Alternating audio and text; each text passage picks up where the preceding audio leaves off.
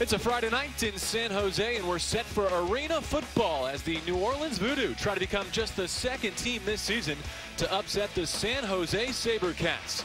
The AFL regular season hits the home stretch next on ESPN.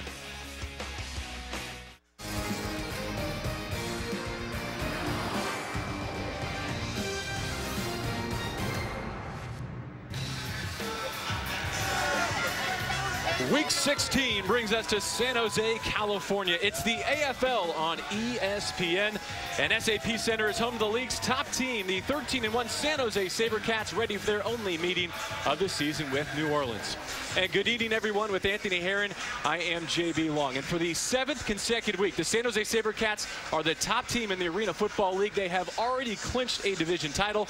And Big Ant, it's not often that we get together and talk about a dominant Arena Football League defense imposing its will, but that is very much part of the San Jose formula. I've been known to try to force the issue with that sometimes and talk defense when we know this game is about offense, but it really holds true tonight. We've got one of the best defenses the Arena Football League has maybe ever seen on the field this season in San Jose. It starts and stops right there in the middle. The MAC linebacker, Francis Maka, he brings it up the middle at that position as well as anyone in the Arena Football League. He's number 8 all-time in career sacks, and he's got a big guy in front of him that is a force of nature in Jason Stewart, the reigning Riddell Defensive Player of the Year. Already 8 sacks on the season, which is 4th in the Arena Football League. Those are phenomenal numbers from that nose guard position. So San Jose takes the #1 scoring defense in the AFL and pairs it with the top scoring offense in Arena Football, led by Eric Meyer, their quarterback, who's with the 3rd member of our team and a San Jose great in his own right, Steve Pappen. Yeah, I'm here with quarterback Eric Meyer. Eric, you're coming off a league-wide bye throughout the entire league for the 4th of July. Do you feel like you lose continuity or you lose any kind of rhythm with the bye week? No, it was good. It was good to, get that break. We went, I think it was about 14 weeks straight of football. So it was nice to get that break, and, it was really nice to come back and, get back with the guys and get going again. You guys played New Orleans tonight, a team that was similar to Los Angeles a couple of weeks ago that gave you your first loss. Was there any talk this weekend or this week in practice about not having those same mistakes that cost you in that loss? We just got to make sure we do, we do what we do. Take care of ourselves, take care of the ball, make sure we're scoring, and focus on our fundamentals and our skills. Thank you. Good luck tonight. Good luck, Eric. Back to you guys, Ant and JB. All right, thank you, Steve. And Meyer's counterpart is Adam Kennedy. He and the VooDoo trying to snap a 7-game losing streak tonight. And Kennedy missed 4 weeks with an injury earlier this summer. Anthony, that time away seems to have put him in position to play some of the best arena football of his career. His head coach, Dean Coquinos, told us that he felt like having to sit back and watch the game of arena football for a young quarterback really helped Adam Kennedy improve by leaps and bounds. Coming off a game in week 14 where he had season highs, 32 completions in 49 attempts. Dean Coquinos wants him to have a controlled approach to how he operates on the offensive side of the football tonight. We'll see plenty of 3 steps and screens against the best pass rush in the AFL. All right, so Kennedy and the VooDoo, Meyer and the Sabercats. And if you're new to arena football, welcome. We're happy to have you. We think you're going to like what you see tonight. The rules, running clock until the last minute of each half, in which case the timing rules revert to more of what you're accustomed to in outdoor football. You see the field dimensions, 50 yards, our playing surface. No punting is allowed. And on the defensive side of the football, in terms of pass rush, no stunting or twisting to get to the quarterback. The ball off the net is live, and we may see an example of it here as we kick things off in San Jose. Nick Pertwee puts a foot into it, and the VooDoo will get the first chance. Chris Duvault struggling to pick it up in his own end zone, and he will be wrapped up by Fred Obi. So Adam Kennedy and New Orleans start from their 5. Anthony, let's check out our Go RVing impact players when the VooDoo are on offense. When New Orleans has the ball, Chris Duvault is the main big play threat they have on the outside. We'll see Duvault in high motion throughout the game, and he'll be matched up with a guy who's in the running for the Defensive Player of the Year this season in the AFL, Ken Fontenette, 2nd in the Arena Football League with 10 interceptions. He'll be featured in the middle of that Sabercat secondary. Fontenette also leads the AFL with more than 100 tackles on the season. Adam Kennedy and the VooDoo offense looking for a fast start against this San Jose defense. Duvault has the first catch. He's across the 15 with a first down. We'll have to see that quite a bit throughout the game. Adam Kennedy did take a 5-step drop, but it was more of a quick 5, and then he got the ball out of his hands in rhythm. We see him there with his head coach, Dean Coquinos, who also serves as the offensive coordinator for the VooDoo. It's precisely what Coquinos said he wanted to see Kennedy do, consistently getting the ball out of his hands in rhythm. 28 touchdowns, 9 picks for Kennedy, his first career game against the San Jose Sabercats. And he throws down the line to Rod Harper, a former San Jose standout in his own right. Played for the Sabercats last year, caught 100 passes and 18 touchdowns. Coquinos is hoping that Rod Harper can maybe have a big imprint on tonight's game, especially down in the red zone where he's found a knack as a young AFL wide receiver for finding the space that you need, because these AFL end zones only 8 yards deep. No Roger Jackson tonight in the receiving corps for New Orleans. He had been their number 2 target with a dozen touchdown catches. Second down and 4 left for Kennedy. And they put it on the ground for the first time with the versatile Roosevelt Falls. From a small town called Atlanta, Texas, east of Dallas, up against the Arkansas border. Population of just over 5,000 people. Atlanta, Texas? I had to look it up myself. But we could see him play both ways tonight in true Iron Man fashion. He's one of those throwback type of players. 6'2", 250 pounds, can play a multitude of positions. But these situations here, third down, pass protection has to hold up solid for New Orleans. So look at Francis Maka there. Mac linebacker on 3rd and 3. And New Orleans converts out to Rod Harper. We mentioned he's a former Sabercat. Anthony, how much of his addition is about the skill that he brings to the lineup, and how much might just be gamesmanship? I think for the most part, because of where New Orleans has been at the wide receiver position this season, it's mainly about the skill of Rod Harper, but this particular opponent, we'll see that it maybe makes an additional difference, and especially in practice. Dean Coquinos was somewhat coy about it and asking him about that before the game, but he didn't try to allude to the fact that Rod Harper had any real keys to this Sabercats defense, but you know there were questions asked. The man in high motion is Harper, making his first start of the season for the VooDoo. Johnny Lester gets his first grab, and he's into the red zone. Lester, a rookie, playing in just his 4th Arena Football League game.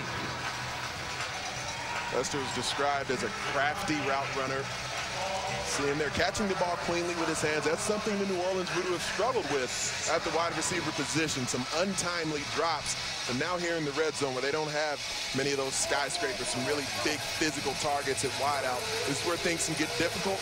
I anticipate seeing Roosevelt Falls getting the ball here inside the 10. We'll go to the air first. And again, it's Lester. He's crunched against the boards by Fred Obie. It'll be 2nd down and goal as the VooDoo face the Arena Football League's #1 red zone defense in the Sabercats. We've seen the game plan and the execution of Adam Kennedy playing out as New Orleans was hoping so far. Playing well in rhythm. Some off coverage so far from San Jose. Now here on the 1-yard line, Adam Kennedy, although he's a big player, athletic enough, he's had rushing touchdowns in the last 3 contests. And 6 on the season. Roosevelt Falls next to him with 8 rushing touchdowns of his own.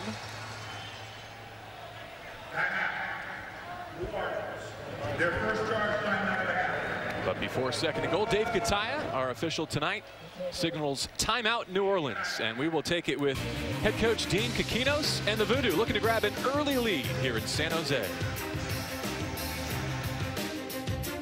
Just underway here in San Jose at the SAP Center, the AFL on ESPN. The New Orleans VooDoo, with just a couple of wins on the season, have taken the opening drive down to the San Jose 1. Adam Kennedy has not missed through the air, and he'll look to take it in himself on the ground. He ran into the pride of Bellarmine College Prep, Francis Maka, in his 5th year out of Hawaii.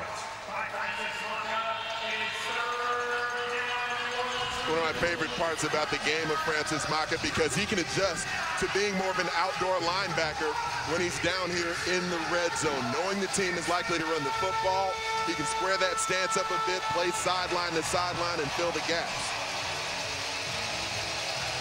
Anthony, by the way, Bellarmine is less than 2 miles away from where we stand at this very moment. The oldest secondary school in the state of California. So Maka gets to play right in the shadow of his high school. And a flag flies before Kennedy can take the snap on 3rd and goal. Interestingly enough, even though you're losing 5 yards in that situation, not the worst penalty in the world. You've got 3rd down, so you're likely going to try 2 downs here in the Arena Football League. And now you're back on the 7-yard line where you have more space and opportunity to run the complete route tree.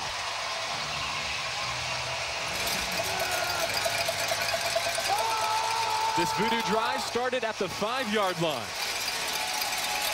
3rd and goal. A flag with the snap. The catch is made by Duval, but the play blown dead.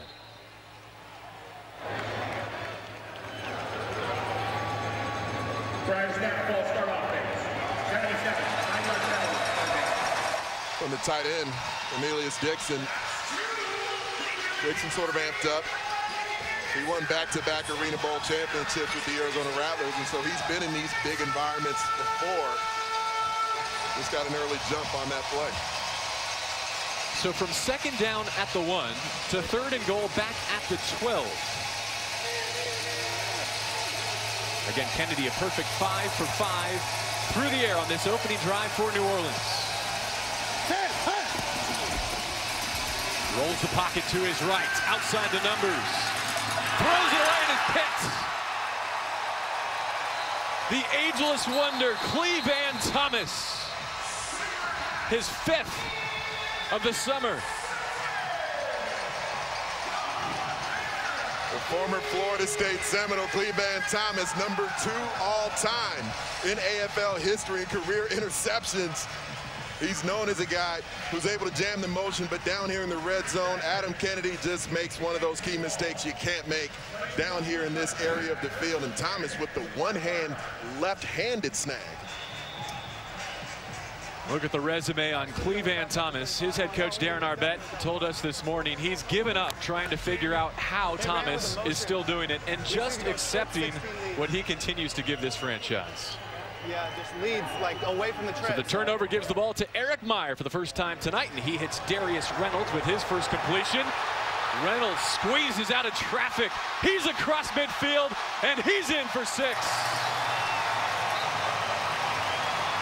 But wait, the line judge just across midfield has Reynolds marked down at the 21. It's fairly loud here at the SAP Center, so I didn't hear a whistle myself, but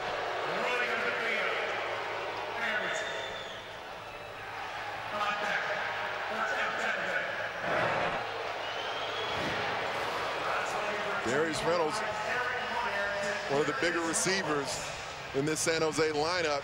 He's tiptoeing and tight roping. He may have just brushed that sideboard, but it was extremely close. And here comes the challenge flag from Darren Arbett. He wants Dave Kataya to take another look.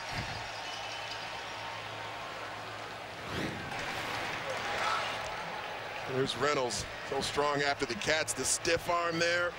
Did the knee touch? Did the hip touch? Was the right elbow grazing along the boards? Well, Anthony Kataya is one of the best in the business. We always enjoy working with him.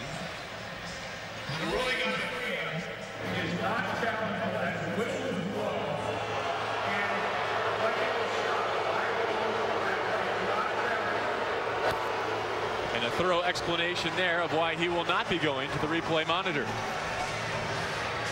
Dave Kataya, one of the more experienced officials in the Arena Football League. Folks are used to seeing Dave on ESPN. He's actually the college football rules expert for ESPN that they use during their season. So instead of a touchdown, it's first down from just outside the VooDoo 20. Meyer a hitch. Looks to the near side boards. That's Ben Nelson in his 8th season out of St. Cloud State, a Minnesota native. And Meyer starts 2 of 2. You see his numbers on the season, 68 touchdowns against just 6 picks.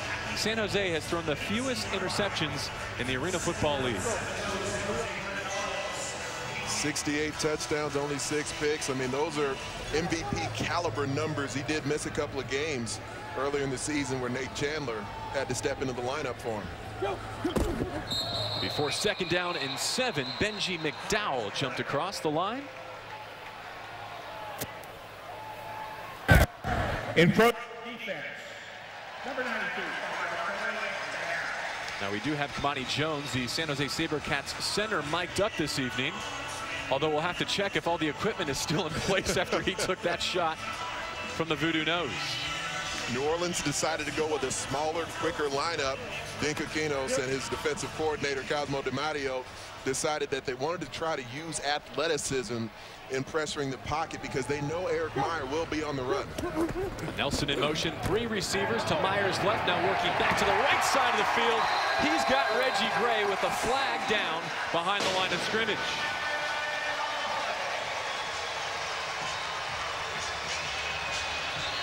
Well, Gray leads the AFL with 216 points scored, but we'll see if these 6 stand. I think it's likely to be. Offense. Yep. Number 70, armbar, 10-yard penalty, leaving second down. That's Darius Reynolds. Well, number 70 along the line, Colin Madison with the armbar. And there to the top of the screen. He's got the hands clenched up around the shoulders. At a certain point as an offensive lineman, it's not really the actual holding of the hand, but that armbar motion that he had impeding the edge rush of Kwame Jordan. So second down and 12. The Sabercats need to get to the VooDoo 11. They let the rush through and tried to hit Jeff Maddox out of the backfield. Maddox filling in for O.D. Armstrong tonight, and another penalty marker way back at the 15-yard line where Meyer hit the turf. Personal foul, roughing the passer, 9 defense. 10-yard penalty, automatic first down. Jerome Raymond gives the Sabercats a fresh set of downs. I believe it'll actually be 4. Dominique Pittman, even though Dave Katai called 9. He came through very clean on the inside charge. They basically let him go at a certain point because Eric Meyer was going to get the football out of his hands quickly. And Dominique Pittman, the Cosmo DiMatteo was very excited about adding him recently to the VooDoo pass rush here. Feels like he gives them another athletic edge rusher. Nelson in motion again. And as the pocket collapses, Meyer gets it away. And Rich Ranglin, his tight end, seemed to be shaken up on the play. A nice move on the inside coming from the MAC position, and Caleb Bostic right on the inside there. You saw him work over Jeff Maddox, who's starting at the fullback position with O.D. Armstrong out of the lineup. You know, the last game was the first time since week 1 that Eric Meyer actually didn't take a sack in a ball game. So, I mean, the pass protection for San Jose goes hand in hand. Meyer is guilty of holding the football at times and starting to leave the pocket too soon. But the pass protection hasn't always been sound. We saw an example of it right there. Gustav Benton in as his fullback now. He picked up the rusher, and that gave him time to get it to big play, as he's known here in San Jose. Reggie Gray with his 34 touchdown catch.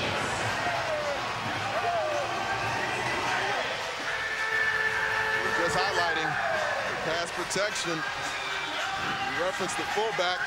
Love the name Gustav, by the way, but there, picking up the MAC outstanding arc to the pocket, allowing Eric Meyer the comfortability you want as a quarterback, and then Reggie Gray just with the quick rip route going to the outside, working over Cameron McGlynn.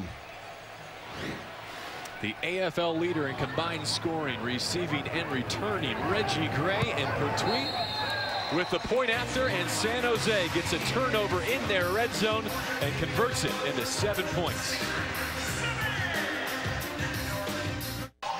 Unveiled before kickoff at SAP Center this evening, the 2015 Pacific Division Championship banner for the Sabercats. As we welcome you back to San Jose, the Sabercats with a touchdown lead over the New Orleans VooDoo, and they'll look at the National Conference standings with both the Sabercats and their rival, the Arizona Rattlers, having clinched their divisions. And so you see that Arizona has 11 wins right now. And when San Jose got upset by the LA Kiss earlier this season, it opened up the door when you're projecting forward to teams that are looking to host the Arena Bowl. San Jose still with the best record in the Arena Football League, but it opened the door for maybe the Arizona Rattlers, perhaps the Philadelphia Soul, to try and catch them in case the Arena Bowl matchup comes down to those teams. Chris Duval takes it off the firm net, breaks out of his own end zone. And a flag flies as he's out across the 20. We'll see if the return stands for Chris Duval, the 5th-year man out of Illinois.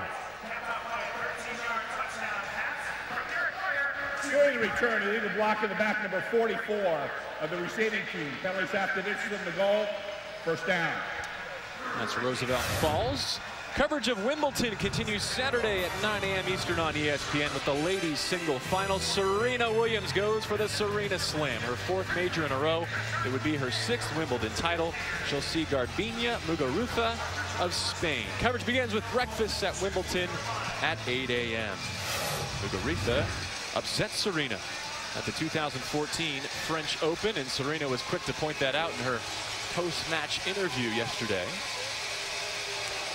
Meanwhile, here in San Jose, mocking the Sabercats defense, staring down Adam Kennedy. Maka comes free. He got it away just before he paid the price. Chris Duval with the catch across the 15. And Kennedy took a mammoth shot in the pocket. They keep running the Mac O stunt. That's what I used to call it when I coached a defensive front position, where the Mac linebacker, in this case Francis Maka, exchanges A-gaps with the nose looping around. And so far, New Orleans is having a lot of difficulty picking that up. They can't track Maka properly. And Roosevelt Falls, athletic enough to get there, but you need the vision from the fullback position to scan across. Johnny Lester, the motion man. And that snap out of sync. Snap, false start offense. Number 77. 5-yard penalty, first down.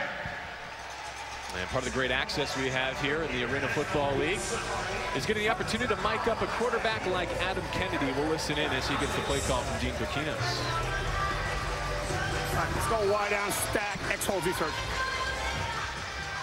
Hey, left wide down, 50 stack, X hold, Z search on one-on-one, right?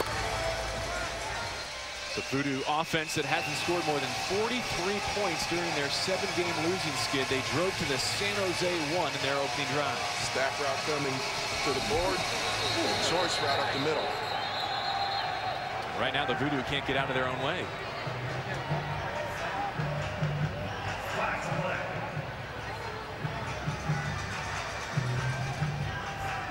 Offside on the high motion man, offense.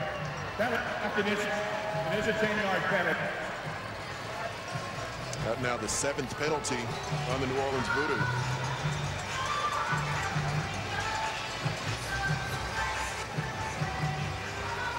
The ball back to their 5-yard line, and they'll get 1st and 20. As you look at Darren Arbenz, part owner and head coach of these San Jose Sabercats. Kennedy drops and has a pocket in his own end zone. Chris Duval has been his favorite target, both this season and again here tonight. It's a really well-thrown football. It's like maybe the Cowboys have gotten knocked out because as Duval works his way over on the dig, it takes him a second to get there, but the hesitation was called from Dean Coquinos. And Adam Kennedy not only threw an accurate ball, but really well on time in between the void of the zone from San Jose. 4th consecutive season with New Orleans for Duval, and it has been by far his best as a pro. Working against Ken Fontenette. Anthony, you said he's a candidate for AFL Defensive Player of the Year. Again, they call Duval's number, and he hangs on. Shoved up against those dasher boards by Fontenette. We're going to see him attacking what ends up being a 7 route towards the outside. Cleat Thomas flashes man right there, but then stays short. Again, the timing so key. That's what Dean Coquinos said he needed to see from Adam Kennedy tonight. Kennedy hasn't had a problem reading the defensive coverages throughout the season.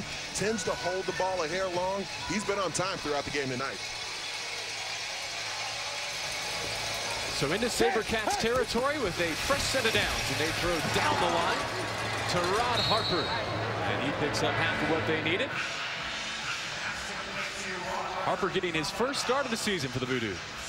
It's a strong response so far from New Orleans. I mean, that could be one of those crushing type of blows when you're thinking it's a 2-win team playing against the best team in the Arena Football League. Had a great drive going, and then it turns into points for the opposing team. They are now mounting another drive here coming back. It's an impressive response. See the clock dipping inside of 30 seconds remaining in this opening quarter. Kennedy will bring Charles McClain in motion, attacking the line of scrimmage. He climbs the pocket, releases, and it's intercepted. Fred Obi.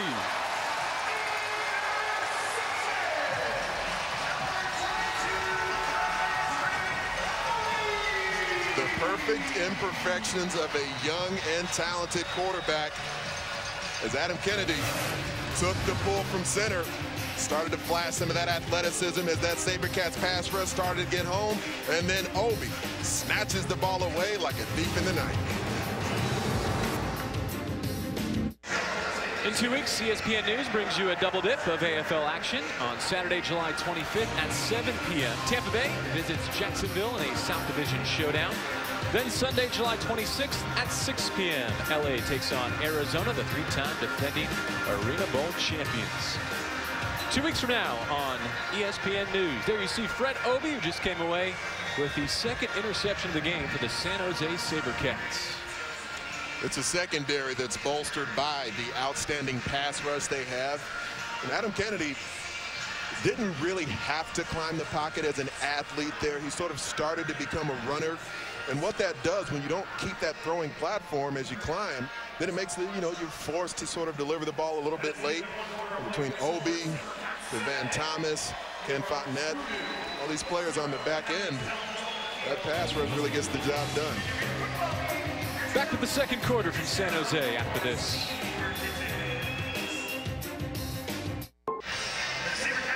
In the opening quarter of the AFL on ESPN, a touchdown offensively for the San Jose Sabercats and 2 interceptions defensively to give them a touchdown lead over New Orleans. There you see Adam Kennedy, the VooDoo quarterback. Now 11 interceptions on his season.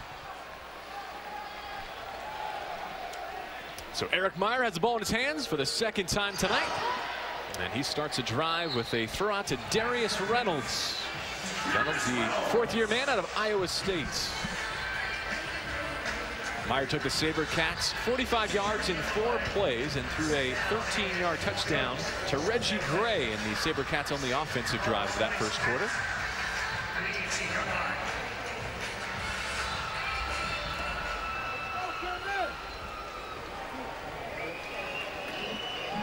And Gray's his high motion man. Solid pocket from which to throw. And big play has the catch at the VooDoo 20. First down, San Jose. The offensive coordinator for the Sabercats, Terry Malley, was formerly with San Jose State. Actually got let go from their program. And so he now, as a former great coach here with the Sabercats returning this season, they had their big offseason acquisition in bringing in Eric Meyer, and he's had to rein in some of that athleticism and the flair for playmaking that Meyer liked to use so much during his Spokane Shock days. Meyer flushed, and he throws a chest pass into the 5th row. Caleb Bostic, the Jack linebacker, got in to chase him. It's another one of those Mac O stunts like I referenced there previously from San Jose. Well executed. It's incumbent upon the nose to try to pick up, eat up 2 blockers if he can. And when you've got 2 people on the interior who have to pay attention to the nose, in this case it was Benji McDowell, that allowed Caleb Bostic to be clean and come free through the interior. 3-2. Huh? See Bostic at his Mac position as Meyer takes a short drop. Again, it's Reynolds on the receiving end. And Cameron McGlenn there to help finish off the tackle for the VooDoo defense. You mentioned Terry Malley, the offensive coordinator for the Sabercats. Darren Arbett says he still calls Malley Mr. Malley in front of the team, which I think is cool. It's not like Darren Arbett doesn't have everyone else's respect already. He's a Hall of Famer in his own right. He's got 3 Arena Bowls in his back pocket, but he's still showing that level of respect for Terry Malley because of what he's meant to the Arena Football League as a whole and the success he's had with San Jose over the years. Meyer looks to send Darius Reynolds in motion. Just a short drop again. Ben Nelson on the receiving end. And speaking of Hall of Famers, Anthony, during tonight's third quarter, we're going to reveal the 10 candidates for this year's class. The 10 finalists who were voted on by the Hall of Fame Advisory Committee. You see Ben Nelson, a player there, still active. One of his teammates who he's played with for a long time, Van Thomas, has already been selected to the Hall of Fame. And back 3 seasons ago, Van Thomas, after being voted into the Hall, decided to come out of retirement. And so he never officially went through the induction process. Meyer with time, dancing, and throws it over the boards. Second down upcoming for Meyer and the Sabercats. And Steve Pappen is down there behind the San Jose offense at this point. Pap, you've seen the Sabercats so closely this season. What have been the adjustments you've seen Terry Malley make to them offensively? Well, what he's done this year is he's made more of a read route. He's going to make his receivers go off of what the defense gives them instead of just running routes into coverage. So it takes a little bit more timing for the receivers and Eric Meyer to get on the same page. But as you see, with only one loss, it seems like it's working. Second down for Meyer. All alone, Darius Reynolds can strut in for the second Sabercats touchdown.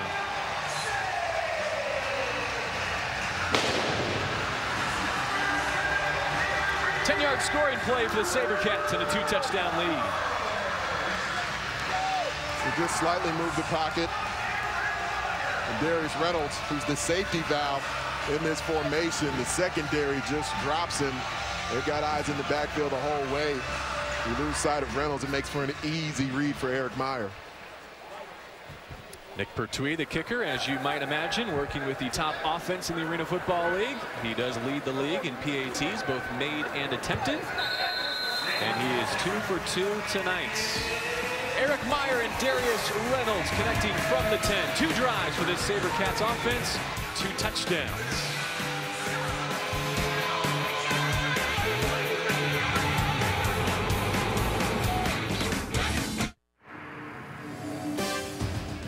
This Arena Football telecast is brought to you by Go RV. Visit GoRVing.com to find the dealer and RV that's right for you. Back in San Jose on this Friday night in California, San Jose with a 14-0 lead on New Orleans, and pretty much everything we forecasted about the best team in the Arena Football League has been true to form.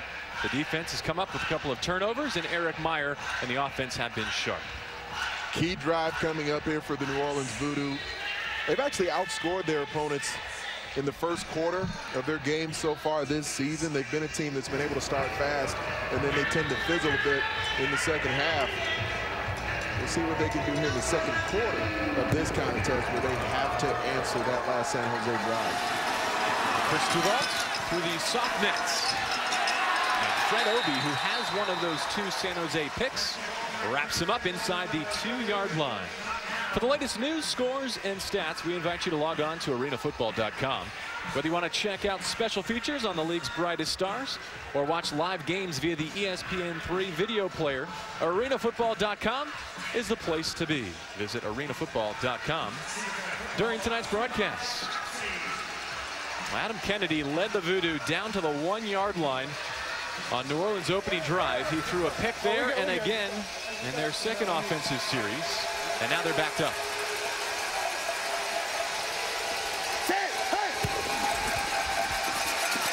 He gets it away with a flag flying, and that's into the 3rd row. Ron Harper's intended target, and we'll wait the call from Dave Kataya.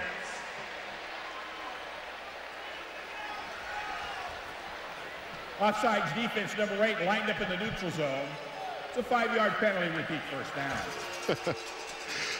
Not the first time we've seen that from Cleveland Thomas throughout his career. Because he's so effective at smacking the motion, when that receiver comes in high motion, he wants to get hands on him right there as close to the line of scrimmage as possible. A moment like that, Cleveland Thomas got even over-aggressive, stepping across the line of scrimmage.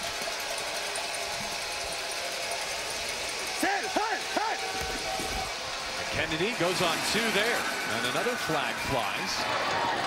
Duval has the completion. He's out across the 20. That's first down yardage, pending the penalty. Will likely be an offsides defensive front from San Jose. Offsides, defense number 13 in the neutral zone at the snap. First down. It's Dante Page-Moss. 3-0. Z-straight Hopper, wide over. Straight 50 Hopper, wide over on 1-on-1, right? Another 5-step coming up here from Adam Kennedy. You see the over motion coming from trips there, Johnny Lester. Has time to release. The throw behind his intended target, Duval, and that allowed Cleveland Thomas to pry it free.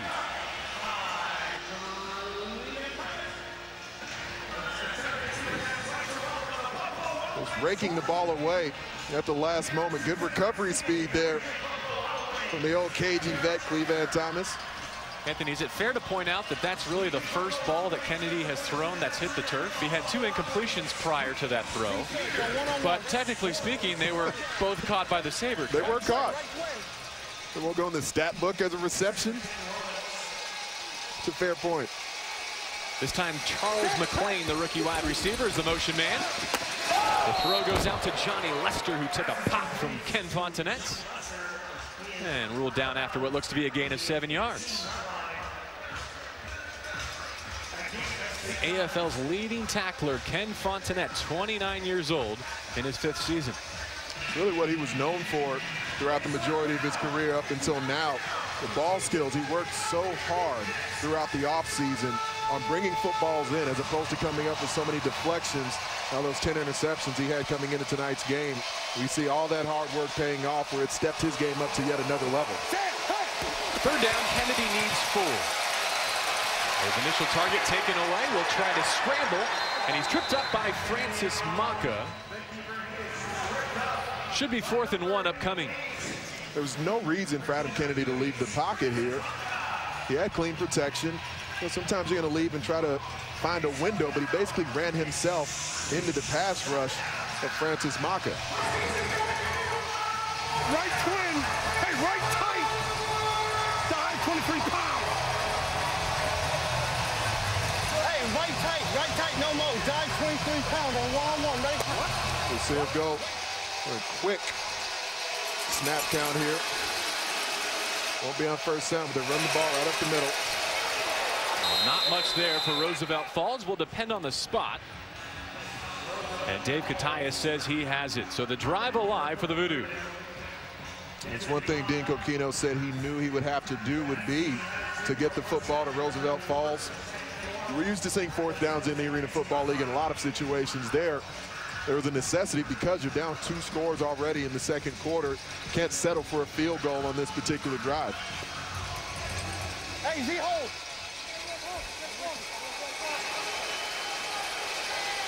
See the backside receiver, Johnny Lester, on a hold route. 1st down at the 6-minute mark.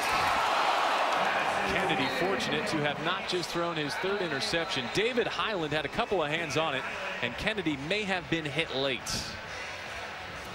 From where the flag came in at, roughing the passer, appears to be the case.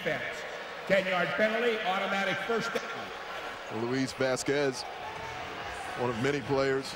That's actually Francis Maka who comes in with the late hit. That was the first really bad read of the night. The 2 interceptions were bad decisions because he threw them late. That particular play that almost got intercepted on that snap, that was a bad read. Adam Kennedy got fooled on that play by the coverage.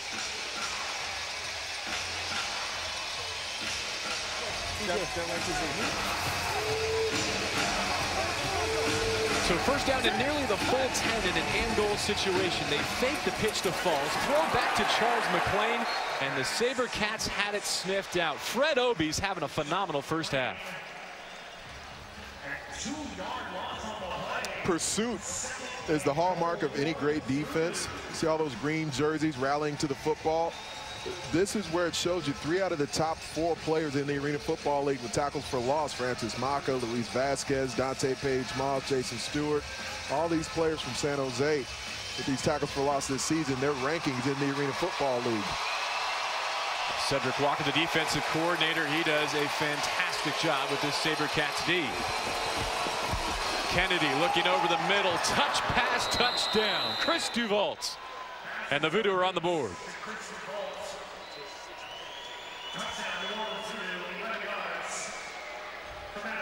Well, if New Orleans will just start throwing towards the end zone before they get inside the 10-yard line, then maybe things would be looking up. Overall, when he's not throwing the football to the other team, Adam Kennedy has been very solid in this game. His wide receivers have been effective as well because there's been a lot of drops in this VooDoo offense this season. Shutout for the Sabercats defense for the better part of 25 minutes, but New Orleans on the board before the half here in San Jose. Adam Kennedy just connected on the VooDoo's 1st touchdown of the evening. A little more than 4 minutes to go before halftime. San Jose 14-7. More Arena Football League action coming your way this weekend. CBS Sports Network brings you the Philadelphia Soul and the Cleveland Gladiators from the city of brotherly love. That's 1 p.m. Eastern. Again, our friends on CBS Sports Network continue our national coverage of the Arena Football League this weekend. Here in San Jose with Anthony Herron and Steve Pappan, J.B. Long. Our fantastic crew led by Michael Molinari and Mike Hassan. Glad to have you with us on a Friday night. Brian Jackson boots it away. And Reggie Gray gets his first chance of the evening. And a huge lane to roll through. Reggie Gray inside the 15-yard line.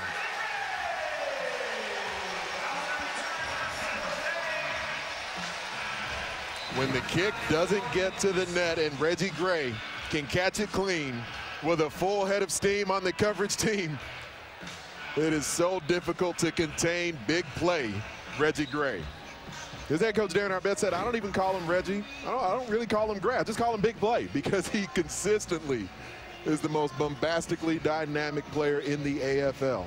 And at 31 years of age, his head coach says his body is beat up. Sometimes he can barely walk after games. Some games he says he can't even run, but he still finds a way. And Darren Arbett would love to have a whole team of Reggie Grays. And right now, his teammate Darius Reynolds is on his back just outside the goal line. We'll step aside here in San Jose.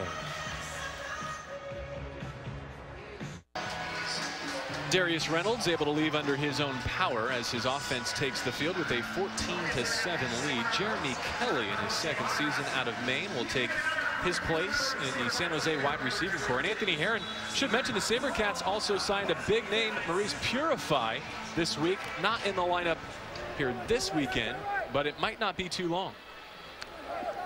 Former NFL player with the Cincinnati Bengals is Purify. Former AFL Rookie of the Year. Here he is, the dancing bear, Rich Rangland, the San Jose tight end.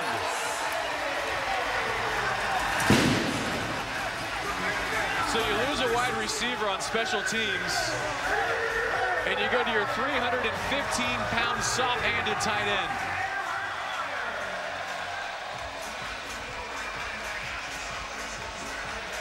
No stranger to the end zone is Rich Rangland.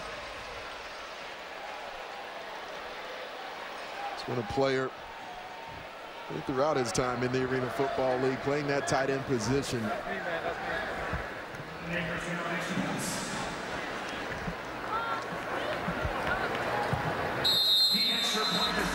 Pertwee puts it through again. And Rich Rangland now has 10 grabs, and 6 of them have gone for scores here in 2015. There to the backside. Does a great job just feinting the defensive end up the field.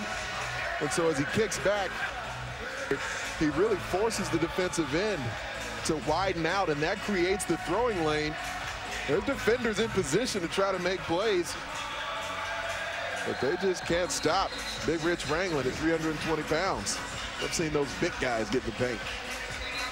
All right, so Anthony, where's the weakness in this San Jose lineup? A 21-7 lead, 3 minutes before halftime. Only 1 loss on the season. We've seen them do it offensively, defensively, and on special teams.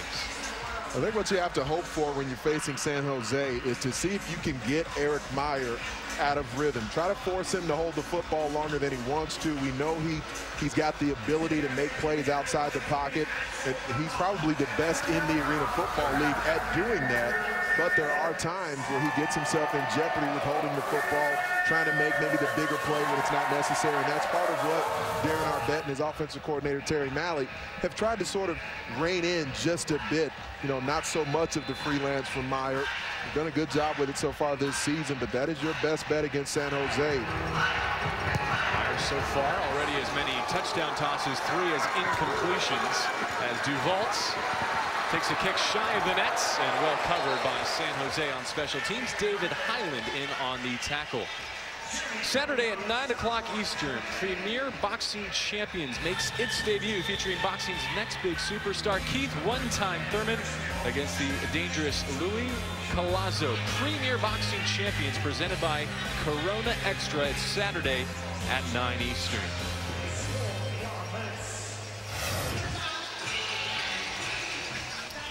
In his last drive, Adam Kennedy got the New Orleans Voodoo on the scoreboard with a 7-play, 48-yard drive that chewed up more than 6 minutes. It was capped by an 11-yard touchdown toss to Chris Duval. All 4 Voodoo drives so far tonight have started inside their own 5-yard line. Time to throw, and it's on the money. In front of Ken Fontenette defensively, Johnny Lester has the grab and a first down. Dean Coquinos described Johnny Lester as a crafty route runner. We'll see it there. He was a receiver that came in high motion, did a nice job stair-stepping Ken Fontenette in the middle. And again, ball coming out of the hands of Adam Kennedy on time, leading to that great throw and catch.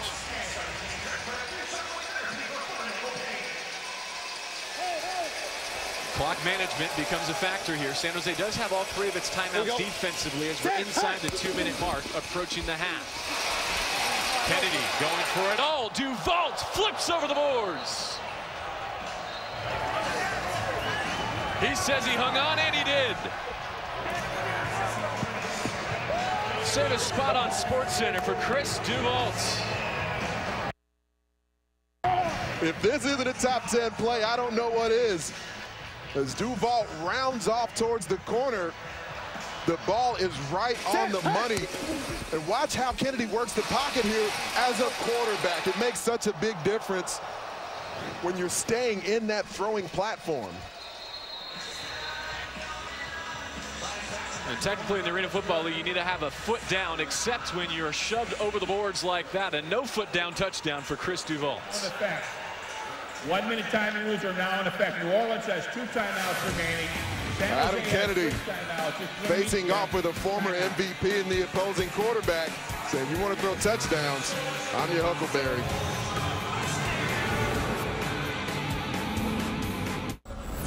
Hey there, I'm Zeba Mehenti in our AFL studios. Coming up at the half, we'll get you set for the rest of Week 16 around the league, including spotlighting a team, an expansion team no less, that is turning some heads this season. Plus a big night in Major League Baseball, including a walk-off home run.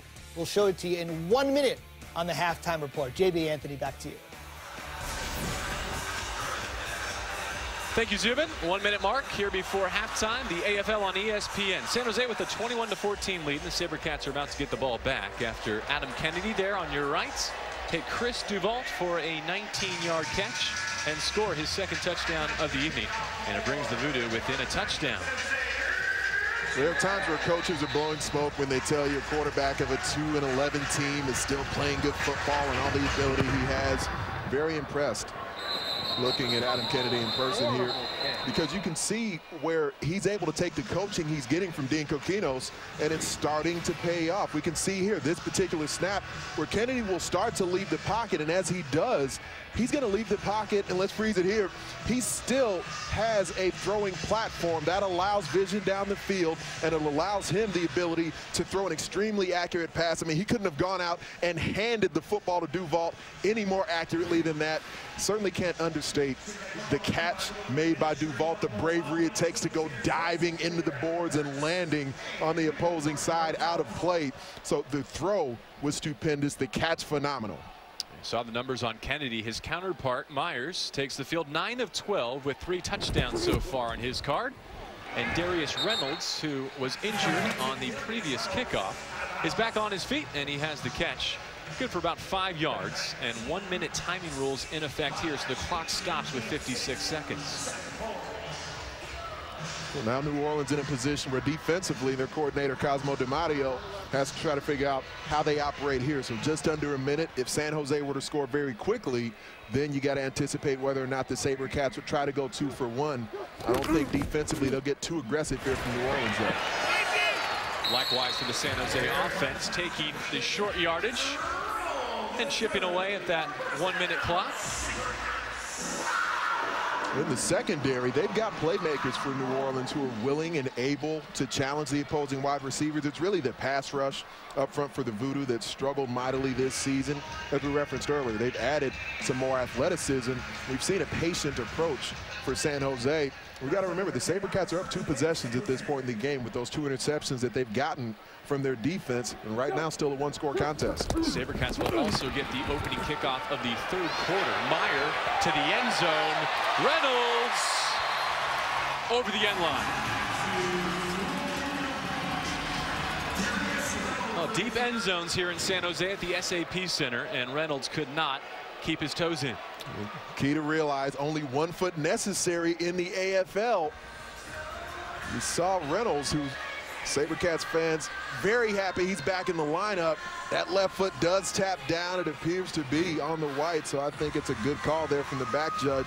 Any challenge that would come in the final minute of either half has to come from the supervisor of officials down at field level. Head coaches cannot challenge in the final minute. Second down and 10 with 43 seconds on the clock. Reggie Gray has the catch, and he goes down at the 10-yard line. Give Cameron McGlenn the tackle. Give him 8 on the pickup, inside of 30 seconds, and third down upcoming. I'm saying what I would say is a plus so far on this drive, because New Orleans basically allowing the shorter passes to be completed by San Jose, and Eric Meyer taking what they give him. Meyer flushed to the far side boards. That's a first down with Ben Nelson. It'll stop the clock with 12 seconds remaining, and worth pointing out, San Jose does have 3 timeouts left. There's 12 seconds, of course, plenty of time remaining here, and San Jose able to bleed the clock down, hoping they'll be the last team with the football. And then, as you referenced, they'll get it coming out in the third quarter.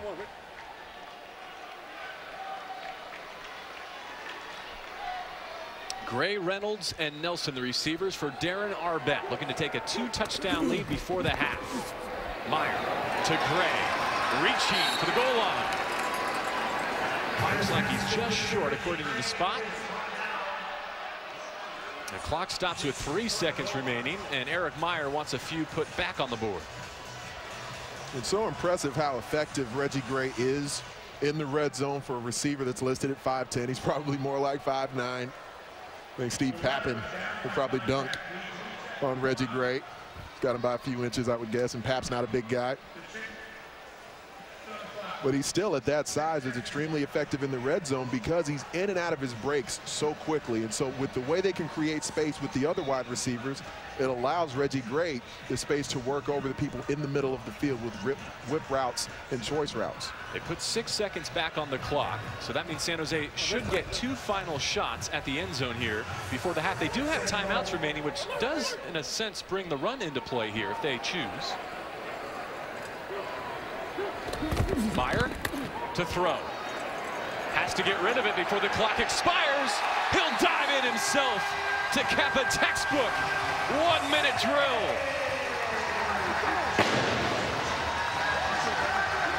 A first half walk-off for Eric Meyer.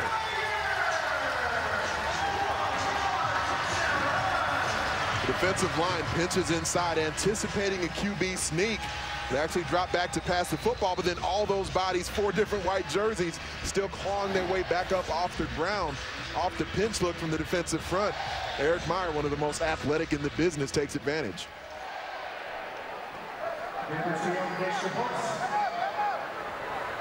Nick Pertwee goes 4 for 4 in his first half point afters.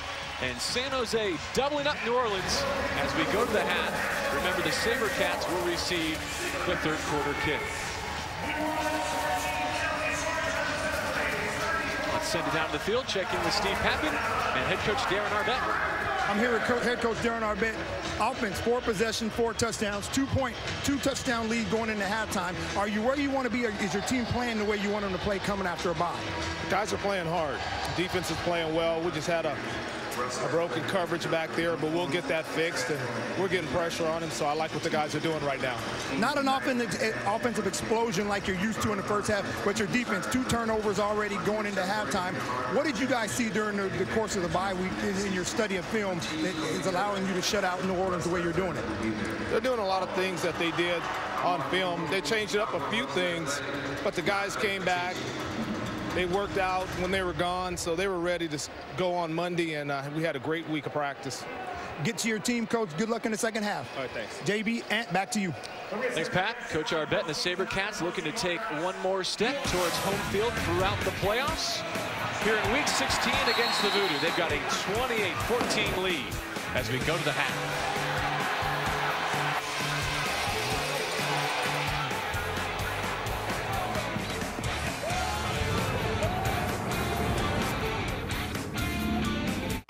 The AFL on ESPN is in San Jose tonight, where the Sabercats are doubling up the New Orleans VooDoo at halftime at SAP Center. And back upstairs with Anthony Herron.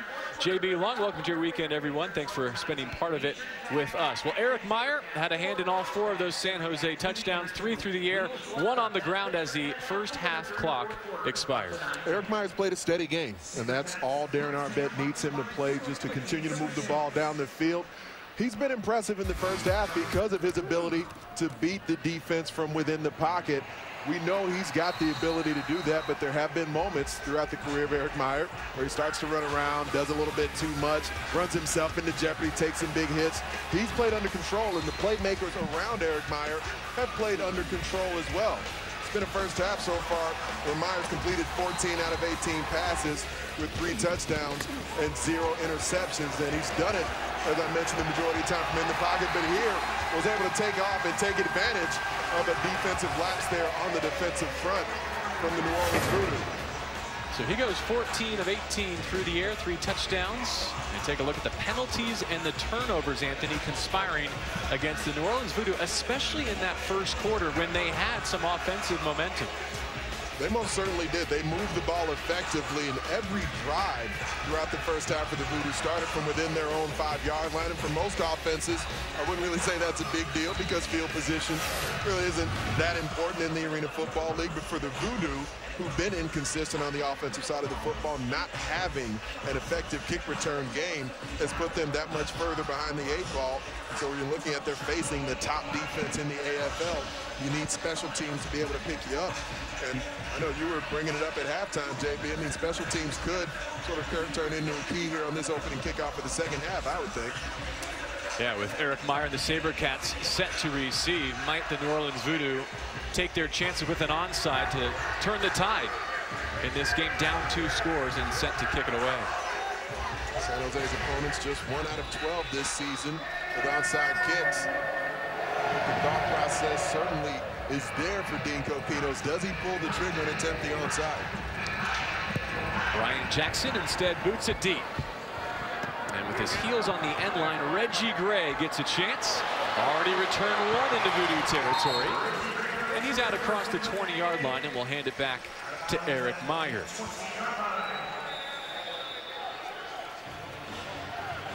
So the San Jose Sabercats, #1 in the media poll for the 7th week in a row, followed by Arizona, Philadelphia, Orlando, and Jacksonville. And that was a trademark first half for Darren Arbet's franchise.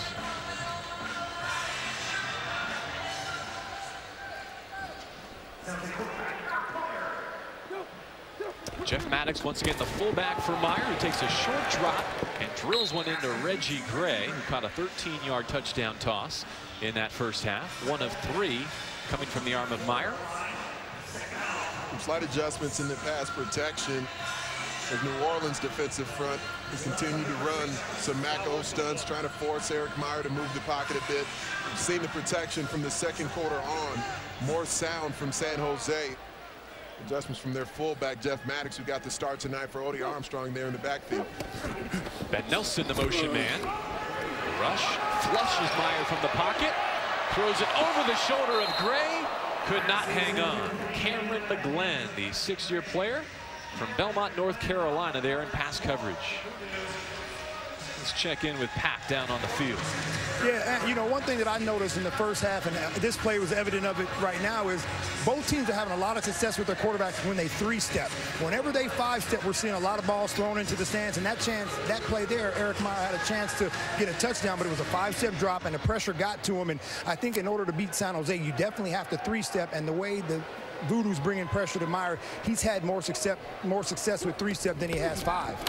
There's another 3-step drop as he plants that right foot, picks up the first down with Reggie Gray, who dances down to the 10. And Pat, when I watch Reggie Gray play arena football, between his stature and his ability to run after the catch, he honestly reminds me a lot of Steve Pappen. Do you see some similarities in the Reggie Gray game versus how you used to play? Oh, yeah, he's one of the players that I look at now, and I mean, I'm close to him because I live in San Jose, but when I watch him, I see a lot of things in myself. I mean, he's a little bit more aggressive in types of things because he was a receiver opposed to me being a running back, but I see a lot of Reggie Gray in me, or a lot of me in Reggie Gray. There's a deeper drop from Meyer. This time great protection. And there is Reggie Gray, who takes after our own Steve Pappin with a San Jose touchdown. They actually invented an award in the Arena Football League during Steve Pappin's time called the Don't Blink Player of the Year. If that award existed in the AFL today, Reggie Gray would be in the running year in and year out. This whip route right here, stops on a dime, comes out of his break, right on the money from E-Money.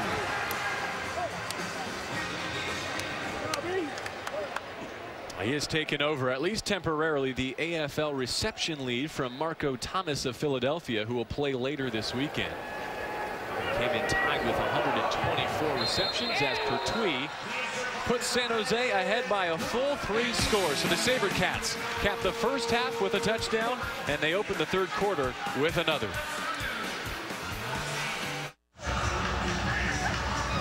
Football fans, be sure to check out arenafootball.com for all the latest news and information on the Arena Football League.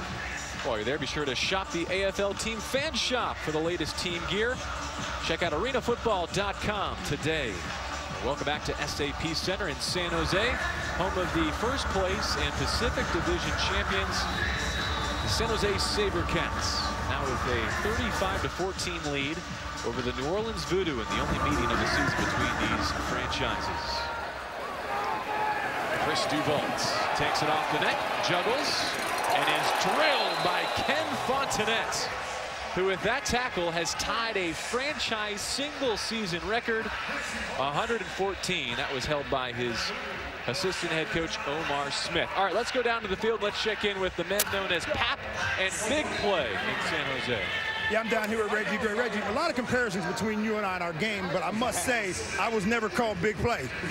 Take us through that last touchdown. I mean, it seems like the 2 touchdowns you got have been on a whip route. Take us through that. What are you guys seeing, and how do you set up the defender? Well, at halftime, I kind of told the coach what I was seeing when we went that type of motion.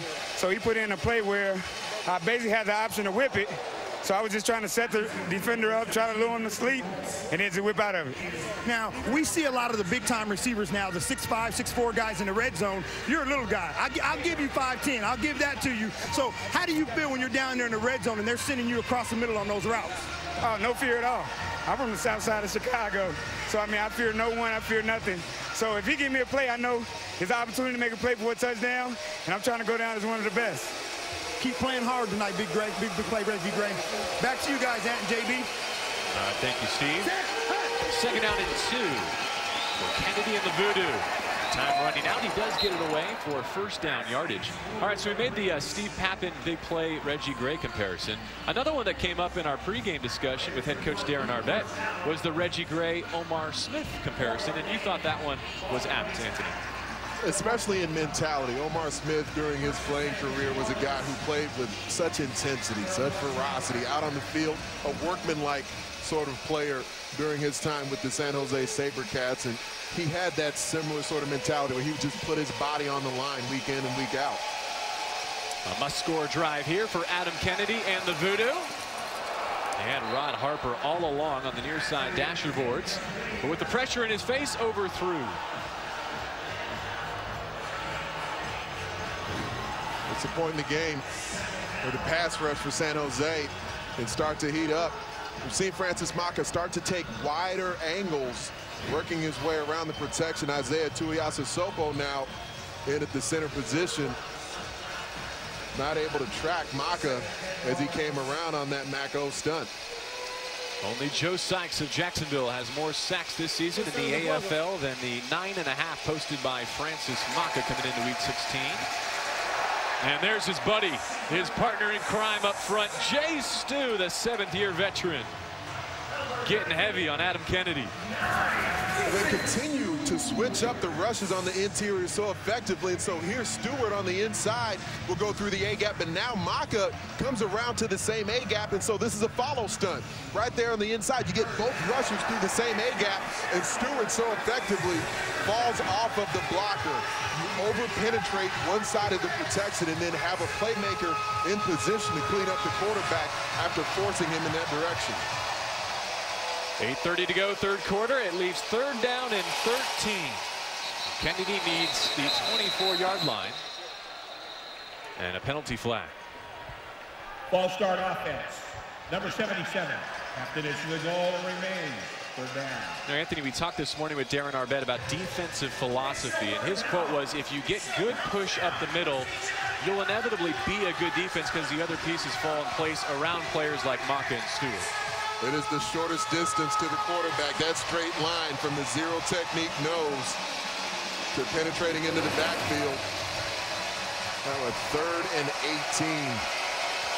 The 4-man rush of the Sabercats has blood in their fingertips.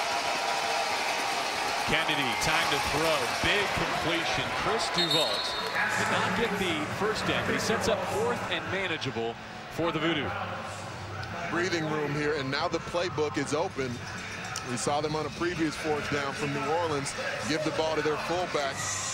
That 1 4th down conversion they had, the only time they've hit 4th down so far this game.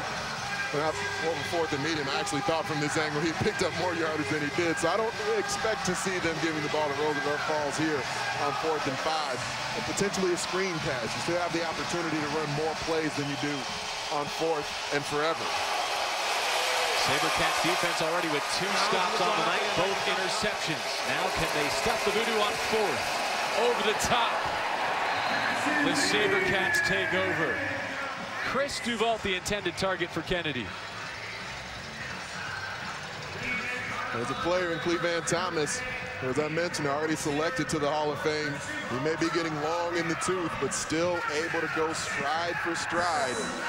There's a lot of players coming up who are hoping to get into the Hall of Fame. After we come back from this timeout, we will announce the 10 finalists for the 2015 Arena Football Hall of Fame. We are proud to announce 10 finalists here in 2015 for the Arena Football Hall of Fame. A couple of names might pop for San Jose Sabercats fans, including Mark Reed and our very own Steve Pappen. Anthony Herron, big announcement here from the Arena Football League on this Friday night in San Jose. Without a doubt, at the top of the list there, James Barron, one of the all-time great pass rushers, played such a great nose and defensive end position. Craig Bornemeyer, a contributor. Cy Burley, current offensive coordinator, one of the great offensive specialists the AFL has ever seen. B.J. Cohen, great pass rusher, also an Iron Man type on the offensive side. You mentioned Mark Reed, multiple Arena Bowl championships there. Jay Gruden, finalist yet again, already in as a player, finalist as a coach. Kevin Guy, current coach, 3 Arena Bowls with the Arizona Rattlers and the Glove. Kenny McIntyre, defensive specialist, all-time leading interceptor in the AFL. Will Pettis, one of the great Iron Men the AFL has ever seen. And as you mentioned, our Steve Pappen, yet again a finalist for the Arena Football Hall of Fame. We'll get his reaction after he collects his emotions following this play. And the pocket collapses and Eric Meyer is dropped at midfield. All right, Pap, what do you think? By number 4. Well, I mean, it's an honor, and first of all, I'd like to say thank you to the Arena Football League and the Hall of Fame committee. It's my 3rd year in a row, and, you know, even though you don't get in it, it's an honor being on the list, and, you know, unfortunate for me, I'm always up against a Sabercat friend of mine, so, you know, it's an honor. You know, Mark Reed, James Byrne, all those guys are deserving, Jay Gruden, and, you know, again, it's just an honor to be there, and I'm very thankful. And so now from this point, JB, we'll move on to a fan vote, which will be on arenafootball.com next week. And from there, the Hall of Fame Operating Board of Directors will decide who actually will get inducted into the Arena Football Hall of Fame. That will take place next season. As Pat mentioned, you know, he's been through this a couple of times now. We've seen it in the National Football League as well. Guys like Andre Reed and Tim Brown, where you know certain players are going to end up in the Hall of Fame eventually. A lot of it just ends up being slotted, sort of who are you up against in particular seasons. I can't imagine, I'm not going in the Hall of Fame at any point, so I can't imagine just the emotions that go into that. But, you know, we certainly hope for the best for Pap and everyone else on the list. Maybe as a broadcaster, contributor. 3rd down and 16. Meyer wants it all. Ben Nelson lays out. Touchdown, Sabercats.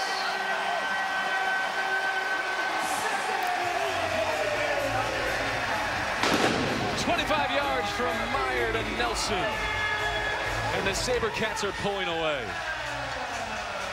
The right arm of Eric Meyer has been a thing of beauty throughout tonight's game. Statuesque in the pocket. Ben Nelson tiptoeing the back corner of the end zone, and the fingertip grab from one of the best Sabercats these San Jose fans have ever known. 5 games in a Sabercats uniform for Nelson. His 5th touchdown catch pending that red flag thrown by Dean Kikinos as a challenge. Challenged by New Orleans. The play is under further review. And we will follow Dave Kataya over to the replay monitor and show off our all-access look at this replay challenge. This will be the AFL call to the booth. It doesn't get any better than this. We'll be able to see Dave Kataya and hear him go through the review process as Dean Kikinos has challenged the ruling of a touchdown. Okay. What we're looking for is at least 1 foot down with possession of the ball. All we need is 1 foot down. So that's what the challenge is. We're looking for that foot down with possession before the receiver goes out of bounds. Well, let's take a look at this. We've got the ball here. All right, here's receiver number 80. All right, we've got 1 foot. Let's see if he keeps the ball. He's got to keep the ball all the way through. And he does. Let's take another look at that. We're gonna confirm this. As you can see, watch this now. He possesses the ball with both hands in the air. Now his foot is down. He has control, control, control. The ball never moves. That's a touchdown. We're going to confirm it.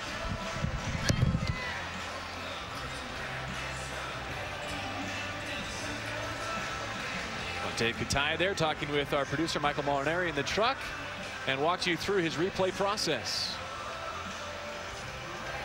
And confirming the touchdown call for the San Jose fans here at SAP Center. It's the first of the game for Ben Nelson. At 35 years of age, his head coach says, you know, I'm not going to put an old guy like Ben out there just out of the goodness of my heart. He's actually playing really good football, says Darren Arbette. It'll be interesting to see when they get Mo Purify up to speed what his role will be down the stretch for the Sabercats. Well, Darius Reynolds returning to the lineup after leaving the game briefly earlier. He remains healthy, of course. There's some depth and talent here for San Jose. Can never have enough of that. Eric Meyer has been stunning through the air. His latest target, Ben Nelson, in a big lead for first place San Jose. Just under 5 minutes remaining in our third quarter. The AFL on ESPN with San Jose 42 and New Orleans 14. They say a sign of a good coaching staff is halftime adjustments. What does this graphic tell you, Anthony, about the staff and the job that Darren Arbette and company do? It shows their ability to go in, and there's definitely adjustments that get made, and as much as anything, it's finding that extra gear, that extra heartbeat that your players can come out of the locker room and compete with. It's one of the things that Dean Kikinos talked about with his club, that they just haven't been able to put 2 full halves of good football together. Low off the screen and into the hands of Chris Duvalt, who spilled at the 8-yard line. And we remind you that coverage of Wimbledon continues Saturday at 9 a.m. Eastern on ESPN with the ladies single final. Serena Williams going for her 4th major in a row. It would be her 6th Wimbledon title. Upstart, a youngster from Spain, Garbiñe Muguruza is her challenger, and coverage begins with breakfast at Wimbledon at 8 a.m. The Ladies Championship Saturday at Wimbledon. Who is she facing? Muguruza. Wow. 21 years old, from Spain, I believe. It does not look like that's how it's pronounced. When you look at the spelling just phonetically. Ball's on the turf here. The turnovers have plagued the VooDoo tonight and all season. And it looks like they'll keep this one. Rod Harper comes away with the football. It's the best starting field position of the game so far for New Orleans, and they almost had no chance of taking advantage of it as Harper put the ball on the ground. VooDoo really wanted to be able to focus on him, featuring him a bit in tonight's game, facing his old ball club. Harper's been fairly silent. Don't forget about Federer and Djokovic Sunday with the Bermuda in the men's final, Anthony. 2nd down and 7 on the slant. It's Harper reaching up to make the snag. Ken Fontenette tripped him up as he reached midfield. 1st down, New Orleans.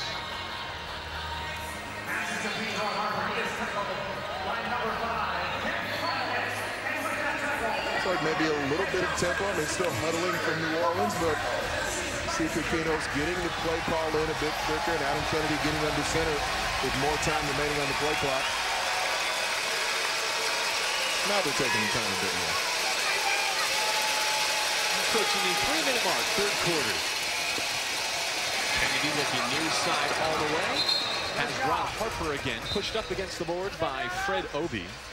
I just want to mention that last tackle by Ken Fontenette, that made him San Jose's single-season record holder for tackles. Passes Omar Smith in that category. There he is, the potential AFL Defensive Player of the Year in his 5th season. Omar Smith, one of the 4 people going into the Arena Football Hall of Fame this season. Being joined by Kyle Moore-Brown, Andre Bowden.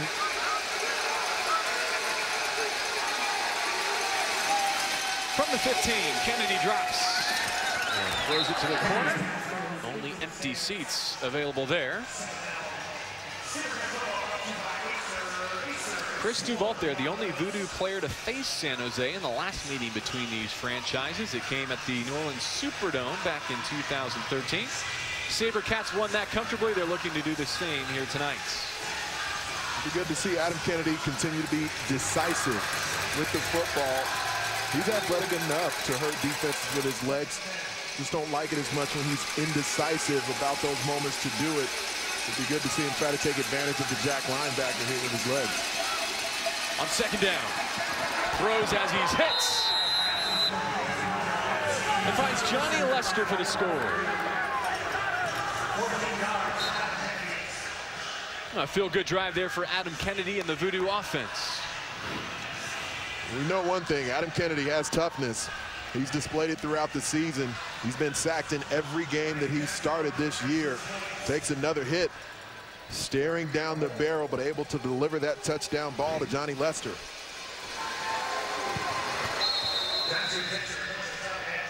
So New Orleans back within 42-21 and a minute 10 remaining for the Sabercats offense.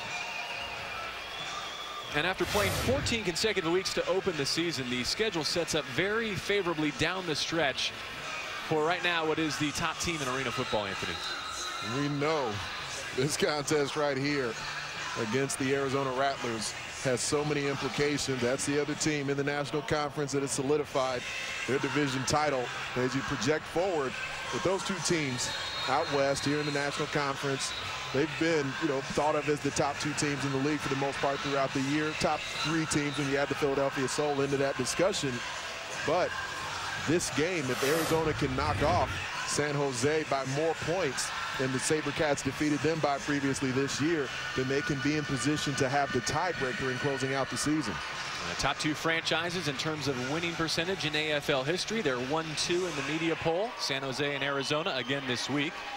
And as you saw from that schedule, the Sabercats go home game tonight, home game in week 17, then an open date to prepare for that showdown against the Rattlers, and they finish in Los Angeles, a chance to avenge what is their only loss of the season to this point against the Kiss to finish the regular season. Reggie Gray takes a tough bounce off the lower portion of the net, and he's got a kicker to beat. Big time tackle there by Brian Jackson to save a Reggie Gray return.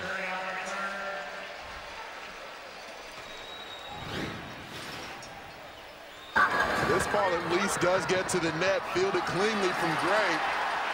He gets to top gear so quickly, and so the crease doesn't need to be that big for Gray on the return. And San Jose plays special teams at a high level. You see them hustling down and around the football on their kickoff team, and players willing to block and stick on blocks for Reggie Gray in the return game. There was a penalty there. I did not hear the announcement, but it went against the VooDoo as the ball has been advanced to the New Orleans 18. We're told offsides on the kick was the call, so it's tacked on. And Meyer lost the football. Here's a chance for New Orleans.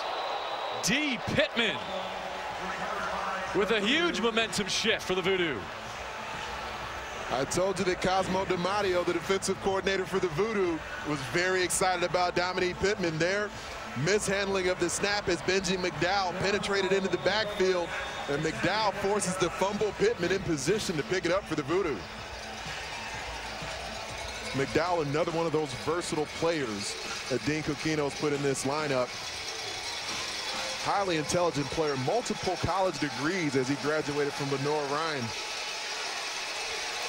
First turnover of the night for San Jose. They had the top turnover margin in the Arena Football League. Kennedy wants to capitalize. And he nearly gave it back on one play. Ken Fontenette had hands on it. Kennedy fortunate to get it back. And that'll wrap up the third quarter. The top defense in the Arena Football League showing their wares in San Jose. Ken Fontenette coming out of his speed turn, just narrowly thwarting the TD.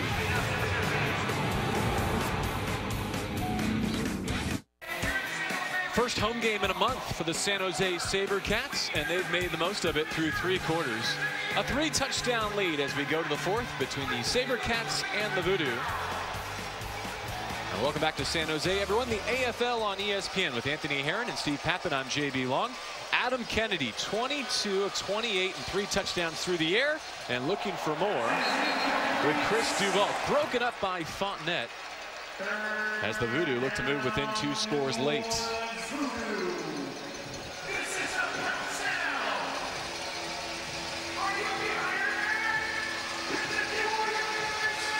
Kennedy, a California native, hails from Elk Grove, just south of Sacramento, about a 2-hour drive from SAP Center. He's got 3rd down and 10. They need an anticipatory throw from Adam Kennedy. He's going to beat Ken Fontenette. Fontenette's been great at recovering this half. Look out! Francis Maka spins him down.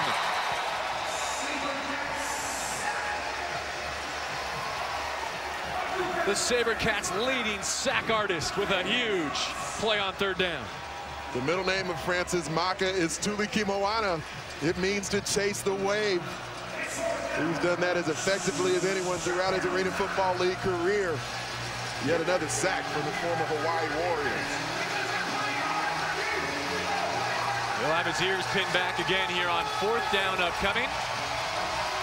The ball spotted in San Jose territory at the 23. The VooDoo will need the 4-yard line for a 1st down and timeout first. All right, we will take it with Dean Kikinos and the VooDoo. A must convert here in the 4th.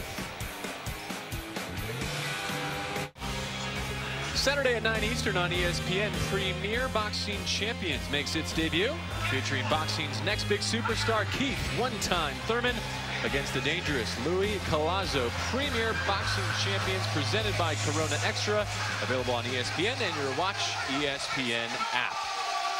Back for the 4th quarter here in San Jose. The VooDoo down 3 scores. That guy on the Watch ESPN out there, what he's doing? Keeping an eye on this 4th down play. From the San Jose 23-yard line, Adam Kennedy and the VooDoo need to get inside the 5 or just get into the end zone. Chris Duval will be in high motion. We'll likely see some flash again there with Cleveland Thomas. Kennedy feeling the heat, extends the play, throws to the end zone, and Obi with his back to the football manages to break it up. It's very easy to say from up here, but it would have been a ball whereas Adam Kennedy left the pocket and saw that Obi had his back to the receiver.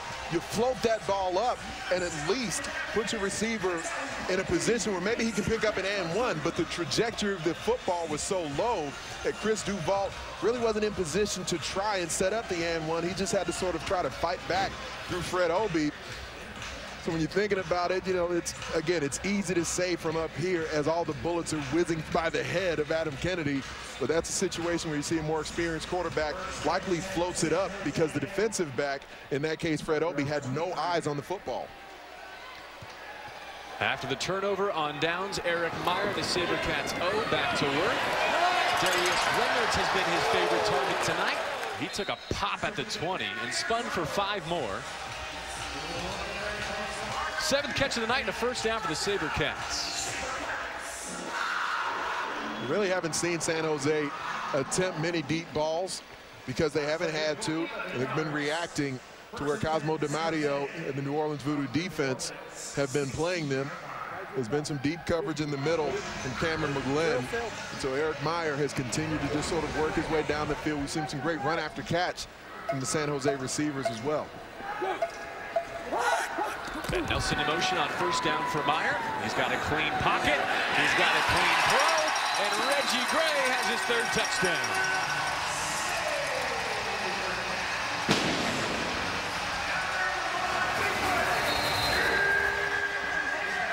Bit of a melee after the play there. I mentioned it on Twitter earlier in this game. New Orleans was trying to stand toe for toe. They've been the scrappiest team in the AFL throughout the season. Certainly don't want to see that boil over in the picking up penalties. That's Big Ant Heron on Twitter, in case you would like to follow along with us during this fourth quarter. Hashtag AFL After Dark is what we've been using throughout the night. It's, of course, late out east.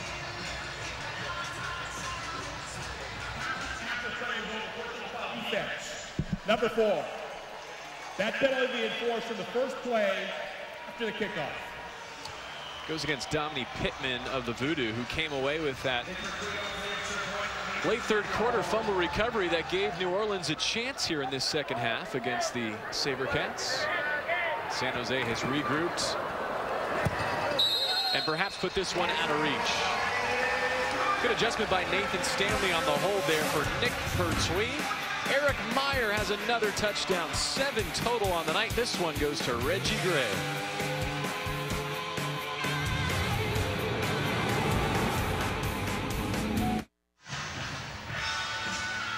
Six touchdowns passing, another rushing for Eric Meyer and his Sabercats with a 49-21 lead. You know, he's also thrown the fewest interceptions in the AFL, so I'm thinking Anthony Heron, he's got to be in line for MVP consideration. We'll see if he makes the cut for your top AFL quarterbacks after this kick. I see what you did there. Is that what they call what is that, a tease in the TV industry? I think it's more setting up the Sabercats fans for disappointment because I happen to take a pregame peek at your top 3. So I'll just get them all riled up for the list. No E-money for Big Ant's top 3? No? All right, go ahead. Well, it's, of course, rarefied air, and just to be specific, the list is specific to this season. And so the performance to me of Dan Rodaba, I've seen him as the top quarterback in the Arena Football League throughout this year so far. Very close to me for the number 2 slot between Tommy Grady and Nick Davila.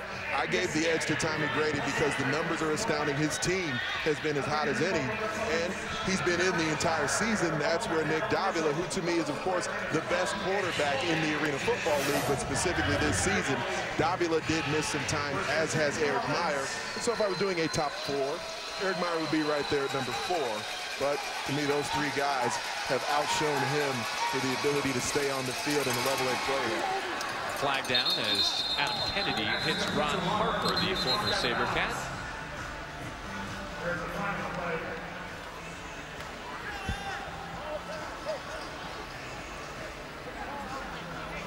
So with @JB_long on Twitter, you might disagree with me. Is that what I'm hearing? Offside, defense, number 8. That's a 5-yard penalty. That is also the 3rd minor foul, which by rule is a bonus. That creates an automatic first down. Good explanation there from Dave Katai. I would never disagree with you, Anthony, but I would just use that as a jumping off point to point out that the Latin Laser did not play in the first contest between Arizona and San Jose. And Eric Meyer was actually knocked out of that contest with an injury as well. So curious to see when these teams get together again here in San Jose in a couple of weeks with hopefully both quarterbacks healthy, how that plays out in what will absolutely be a playoff preview.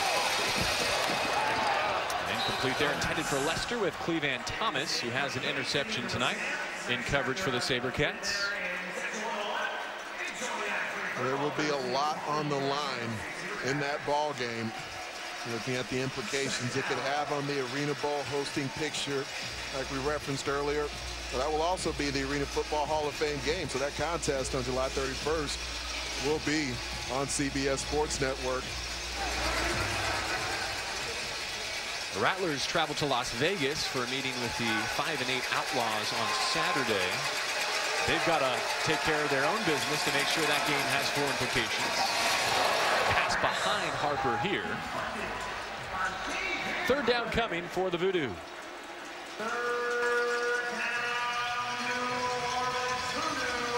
You saw David Highland there, number 3 in green for the Sabercats. And as good as Fontenette and Maka and Stewart have been this season, Darren Arbette actually called Highland the MVP because of how versatile he's been, how many roles he's been able to fill to cover up some injuries. It's just so key. It's so necessary in the Arena Football League to have players who can play multiple spots, even though it's not the full Iron Man game that it used to be. 3rd down, the VooDoo need the 17-yard line. And they go to number 17. Right at the sticks. He's driven back by Fontenette. We'll wait for the spot. It looks to be enough for a 1st down. So it's a marvel to think of how Ken Fontenette has improved so much this season. He's a guy who was an excellent player before that, and as I referenced earlier, he was a guy who was known as a tackling machine. He's always had great tackling numbers throughout his career. But now to be able to add the ability to thieve the football from the opponent, the takeaways that he's had this season, have just taken him to another level. 11 interceptions. Only Jeremy Kellum with a dozen for Arizona has more in the AFL. Jay Stu all the way home with an assist to Dante Page-Moss. The dominant Sabercats D is flexing here in the 4th. This Cats defensive front smelling blood in the water. Jason Stewart is a force of nature because of the ability to press the pocket with power, but still the quickness to get to the edge of the opposing center. You see him there working through R.J. Bibbs. Bibbs tries to recover, but getting through that shoulder, and then the burst to finish. You know, after that AFL Defensive Player of the Year honor, Anthony injured in the postseason last year. After this snap, I want to talk about his rehabilitation process. Harper wrapped up as soon as he made the catch. Fred Obi there. He's had a very nice game in the San Jose secondary. But back to Stewart. You know, he was injured last postseason, had the surgery. How did he get back to full form? As Coach Darren Arbette told us, he immediately got to work about it and actually spent a lot of time with mixed martial arts training. And so to be in MMA gyms, that works on conditioning, but you end up training a lot of the smaller proprioceptive sort of muscles that surround the knee area. Had that major knee injury during the postseason last year, and Darren Arbette said he actually showed up at full speed on day 1. I'm sorry, what kind of muscles? Proprioceptive. Who's Serena playing in the Wimbledon final? I'll ask you to spell that in a second. Nearly picked by David Highland. He tried to palm it off the turf. Highland in his 5th season out of Moorhead State, where he tallied a school record 21 interceptions as a collegiate. 4th down upcoming for Adam Kennedy. And bringing Brian Jackson, the kicker, onto the field. Being down 28 points, you're not going to get back into the contest getting 3 points here. So the anticipation is that this is almost effectively like a punt. If you're not anticipating that a 55-yard attempt will be made by Brian Jackson, just hoping to get the football out of harm's way. And deep to return is Reggie Gray. A flag down in the end zone where the kick was taken. And Gray is dragged down across the 20-yard line. We'll see which direction the penalty goes. Brian Jackson asking for some help from the officials. Personal foul, roughing the kicker, number 36, defense. That's a 10-yard penalty and is also an automatic 1st down, media timeout. Best case scenario there for Brian Jackson and the VooDoo special teams unit. And Brian Jackson got up excited about it. He knew that he had gotten roughed between he and Brian Reeder, the backup quarterback. They both said, hey, you took the kicker down. You can't do that. Now Dean Coquinos and this VooDoo offense back on the field. The defensive coordinator for San Jose, Cedric Walker, who statistically had the best defense in the AFL over the last 3 seasons.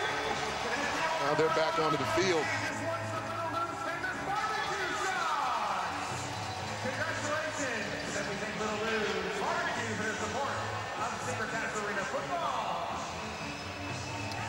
looks like the officials gave us a media stoppage with 6:10 left in this fourth quarter. And Darren Arbette looks like he's going to come away with a 14th victory here tonight, but that may be on the cut-up when the group gets together to look at tape, that roughing the kicker penalty. We're always hoping for ways coming out of a blowout. There's 6 minutes left, who knows, 28 points. Crazy things happen in the AFL, but a game that San Jose has controlled, but you're looking for ways to go back and evaluate the film and still find things you can point out where your team can improve. So new life for Kennedy in the offense, and they put it on the ground with Roosevelt Falls. Last week, Falls had an 18-yard touchdown. He scooped up a botched quarterback exchange, Anthony, and it became the AFL highlight of the week, part of the SportsCenter Top 10, a career highlight for the second-year man Falls. One of those old-school throwback types of players.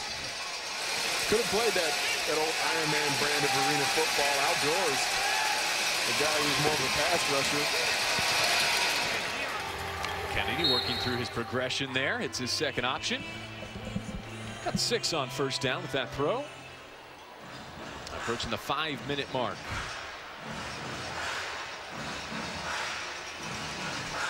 The VooDoo have Tampa Bay next on their schedule. San Jose will remain home for the Portland Thunder in week 17. And then a bye week before that date, that rematch with Arizona here at SAP Center for the Sabercats.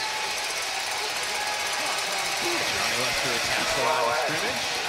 The throw goes to DeVault, and Cleveland Thomas with blanket coverage.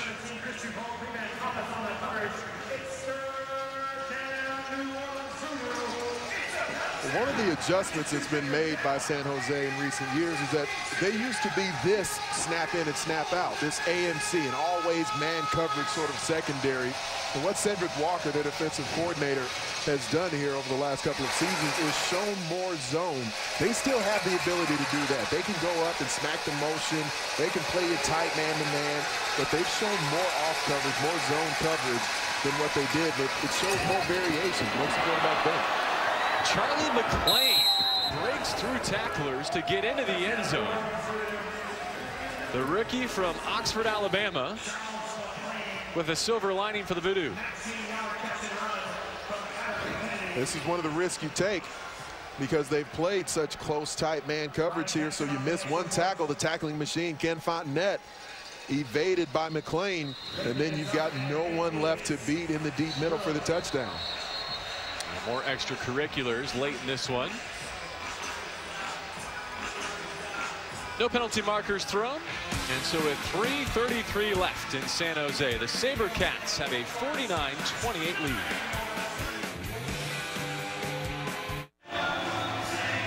San Jose 49, New Orleans 28 with 3:33 left in our fourth quarter. And the Sabercats defense, once again, Anthony, the story tonight. But Darren Arbette has had these guys in the green jerseys playing at a level beyond anyone else in the AFL. The only team in the Arena Football League giving up less than 40 points per game. It's because of what they do up front and that combination that it allows the secondary to roam free with confidence. When your defensive coordinator gets to the office 4:30 in the morning, every morning, as Darren Arbette told us about Cedric Walker, that's kind of the standard you have to uphold if you're Jason Stewart and Francis Maka and the rest of that sack-heavy D.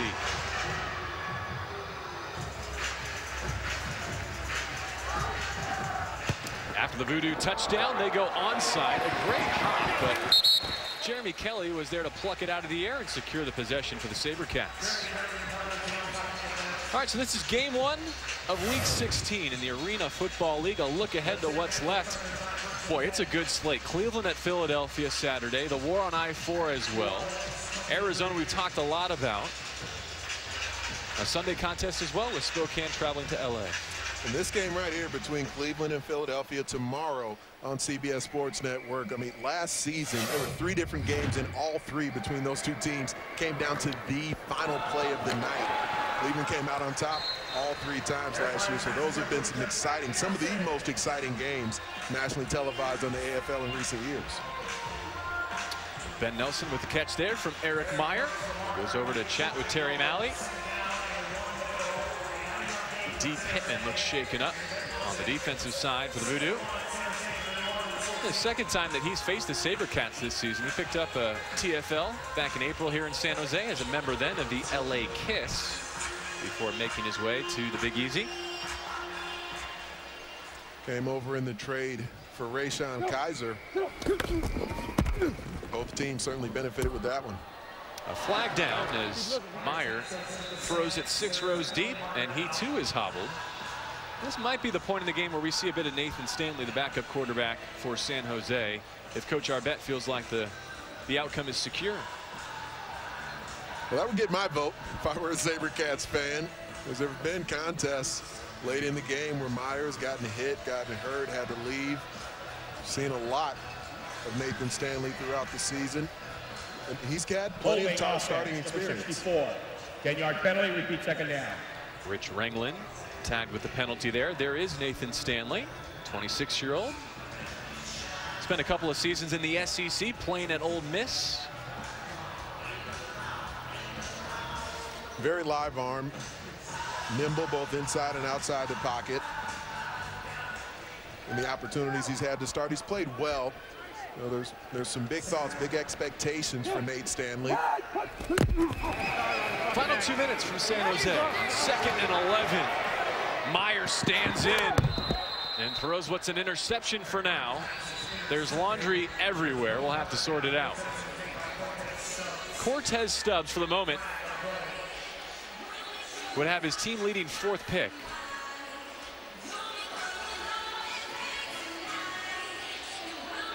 A long-term thinking, though, Meyer took another one right in the chest.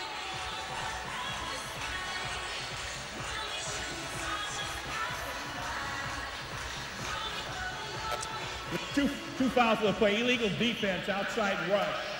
That penalty's declined. Holding, defense number 1. That penalty be accepted. It's 10 yards and automatic first down.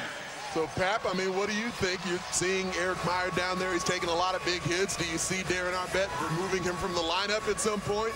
Well, before New Orleans scored that last touchdown, I was in the Sabercat bench, and he was talking about bringing in a new receiver, putting Obi in the middle and the secondary, and getting Nathan Stanley in there for some reps. But since New Orleans scored, I think now he still thinks there's a chance for them to come back, and so he wants to keep Eric Meyer in there, at least to put up one more to kind of give his defense a little bit more breathing room.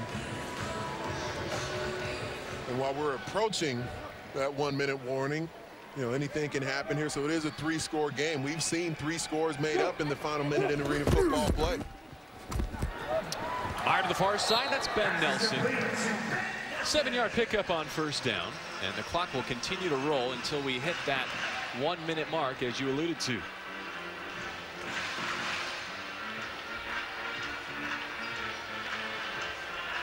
Looks like San Jose will just allow the clock to run down to that final minute. Eric Meyer does look a bit hobbled. He's got maybe a little hitch in his giddy-up. He'll have a few minutes to walk it off, and when we come back, he'll look to put this one on ice. San Jose 49-28 with a minute to play. The AFL on ESPN continues in a couple of weeks on ESPN News with a double dip. First Saturday, July 25th, a 7 p.m. kick between Tampa Bay and Jacksonville. Then Sunday the 26th at 6 p.m. LA and Arizona. The Kiss and the Rattlers on ESPN News. Plenty of energy left in SAP Center this evening with a minute to play. The Sabercats cruising towards a 14th victory. Eric Meyer and the Cats offense looking for the capper. Second down from inside their 10. Reggie Gray dropped it. Already 3 scores on the night for Reggie Gray. It's a rare sight. He may have been able to actually fall into the end zone for the touchdown if he was able to back up after a clean catch. Don't see that too often from Reggie Gray.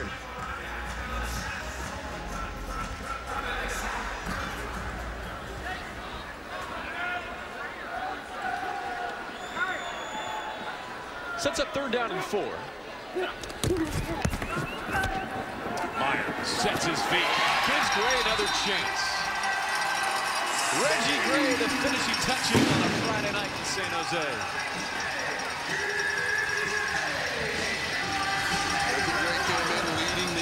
Football League in total touchdowns. He's done nothing to hurt that status in tonight's game. Again, the ability to create space. You see a lot of the bigger receivers who have to use their physicality with push-offs and with box out as the ball's in flight.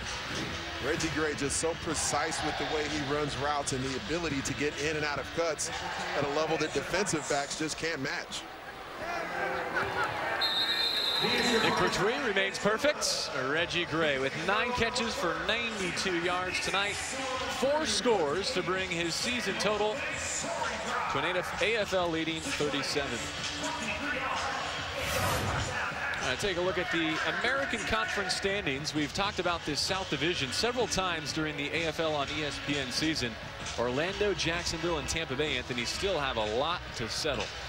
A lot of work to be done there. Teams that could all end up either in the playoffs, winning the division, or completely out of the playoff picture. For Philadelphia, they have clinched the East Division, and now with what we anticipate will be this New Orleans VooDoo loss, this will mathematically eliminate them from postseason play. But the depth, the ability, the playmaking level in the American Conference, most certainly beyond what's in the National Conference at this point.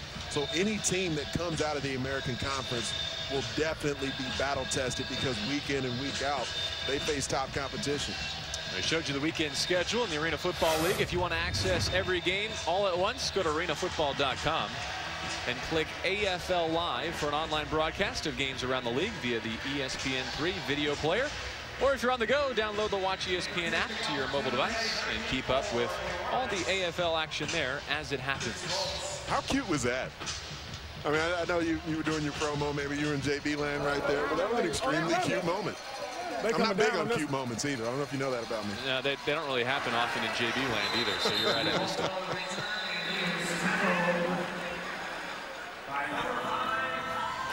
Well, just in case you missed it, I mean, you know, the footballs go into the stands, the fans get to keep them. And then the daughter, she was so happy she's holding the football, she shares it with her mom. The mom loves it too. And then, of course, you got to top it off with the selfie. And that will be an Insta in about 45 seconds. We've got 48 seconds left of action here in the 4th quarter. I'm jealous.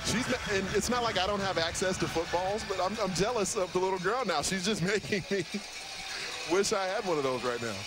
Rewarded for sticking around for the final minute in a contest that has been secured by San Jose. Kennedy to the near side boards. And Chris Duvalt's had a nice game in the receiving core for the New Orleans VooDoo. I really think overall Adam Kennedy has played well tonight also. He doesn't have that receiver that really threatens the secondary to lengthen the coverage. I mean, there were a couple of key mistakes he had, interceptions on the initial drives of the game that made it an uphill climb for New Orleans throughout most of the contest, but in facing the best defense in the league with the most complete pass rush from San Jose, he played well tonight. Finds Duvalt again. Pushed to the turf by Fred Obi, the 24-year-old rookie for San Jose, who has a pick tonight. There was a point this season where Ken Fontenette and Cleveland Thomas actually came to Coach Arbette and told him the Sabercats had to give this kid Obi a shot, and he's rewarded their confidence.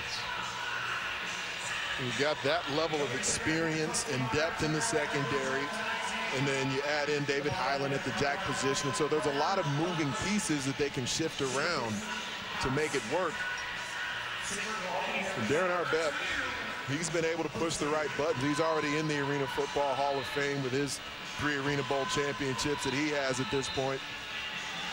Anthony, look at this. I mean, 30 points is a half in the Arena Football League. Sometimes it's a quarter.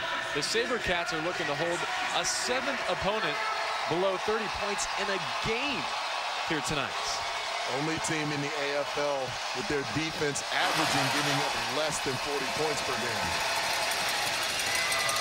As we play out the final seconds, Anthony, any reason to believe from what you've seen from San Jose that this is not the #1 team in the Arena Football League, as all the polls and the standings would indicate? Yes, because of what I think of Nick Davila. I think overall, Arizona, the Rattlers, what they do defensively, they don't shut people down as consistently as San Jose does, but they rise to those occasions, to those big moments, especially with their experienced defensive front. To me, there's still something at the quarterback position with the Latin laser that separates Arizona from every other team in the league. Final 30 seconds. Kennedy wanted Duval. He got knocked down.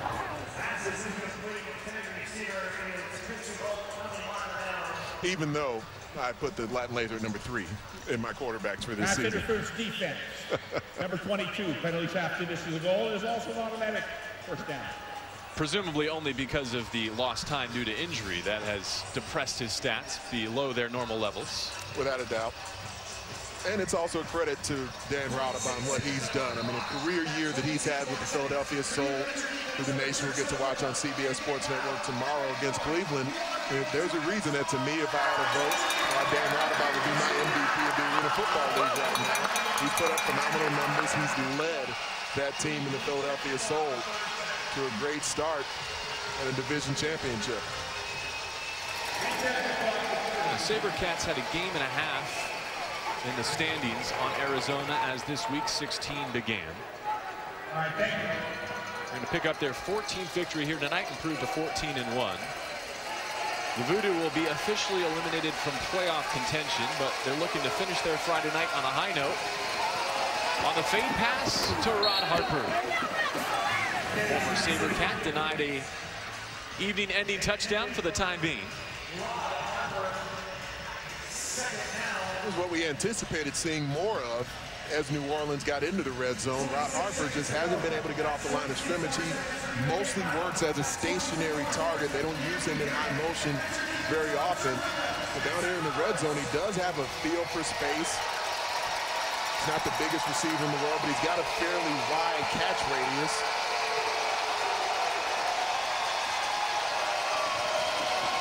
Second and goal. What a catch by Duval. He has been sensational, even in a losing effort for New Orleans. You want to talk back shoulder. This is a ball that was thrown accurately to the back hip of Chris Duval. Able to tap that foot down. He's had a couple of just amazing grabs. This one didn't have the degree of danger to the other pass from earlier in the game. Certainly the degree of difficulty. Now 3 touchdowns on the night from Duval on 15 grabs. All right, as we await the next kickoff, Anthony, we announced this in our third quarter, the 10 finalists here in 2015 for the Arena Football Hall of Fame, and a chance to revisit some of the candidates.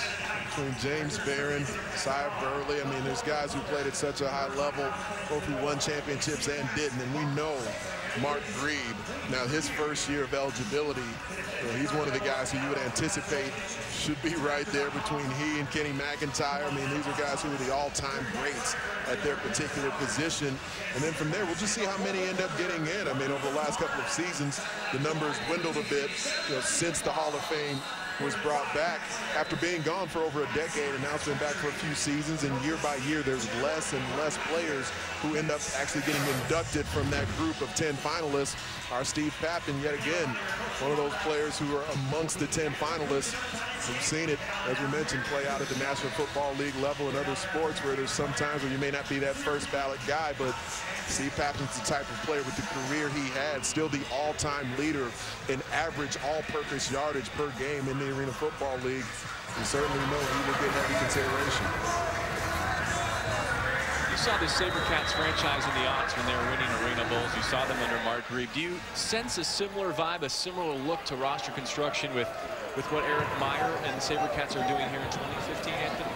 I do, and there's even a different flair to it with Meyer as a quarterback. He's just fun to watch.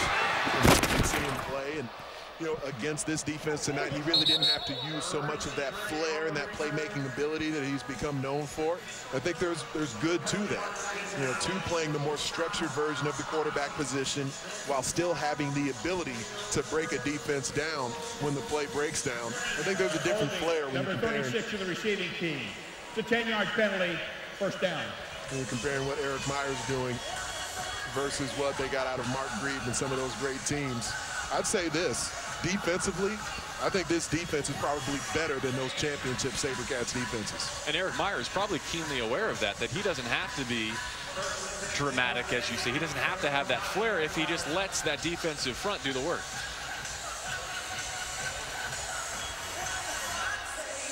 Here's Cedric Walker, the defensive coordinator. Got to be getting on towards his bedtime if he was up at 4:30 this morning, right? Like to make fun of Ced Walker at times. I mean, he's a player who that's what he's going to do. Could end up getting some Hall of Fame consideration at some point as well. A great defensive back in the AFL. A lot of gray in that beard these days, though. I guess that's what coaching does to you. I think San Jose just called one of their 3 remaining timeouts to give us a little bit more time to tout their defensive coordinator. It's been another good night for his unit. He's joking around with Steve Pappin down there.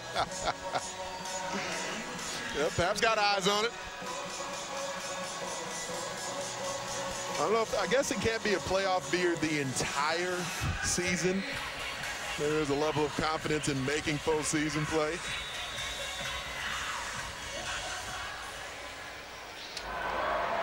As we hinted at on the last San Jose drive, Nathan Stanley has come into the game. San Jose just needs